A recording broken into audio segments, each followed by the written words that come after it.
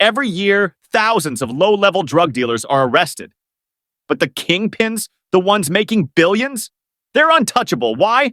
Because the real drug trade isn't run by street gangs. It's protected by suits, banks, and governments.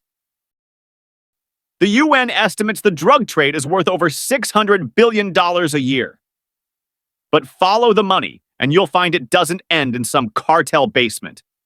It flows into banks, real estate, and even your pension fund. Take HSBC. In 2012, they paid a slap-on-the-wrist fine for moving $881 million for drug cartels. No executives went to jail. Just business as usual. Mexican authorities warned the bank several times over several years, yet Mexican drug cartels continue to launder billions of dollars through HSBC accounts. We deeply regret and apologise for the fact that HSBC did not live up to our own expectations, the expectations of our regulators, our customers, our employees and the general public. Meanwhile, the real winners aren't hiding in the jungle.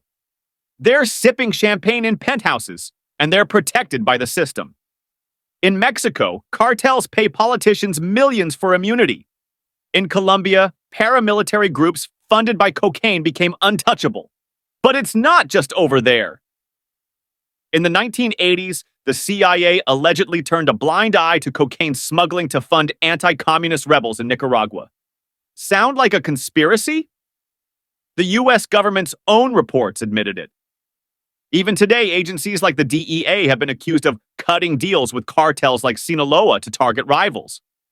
It's not about ending the trade, it's about controlling it. The war on drugs isn't a war, it's a business. Private prisons in the US profit from locking up small-time dealers. Police departments fund themselves by seizing cash and cars. Why end a crisis that pays so well? And let's not forget the weapons industry.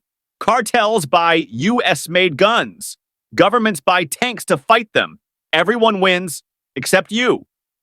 But here's the irony. Legalizing drugs would collapse this entire racket. That's why they'll never let it happen. So who are the real drug lords? They don't look like Scarface. They wear ties, not bandanas. They don't run from the police. They own the police. They're the bankers laundering cash. The politicians taking donations. The spies moving product for national security.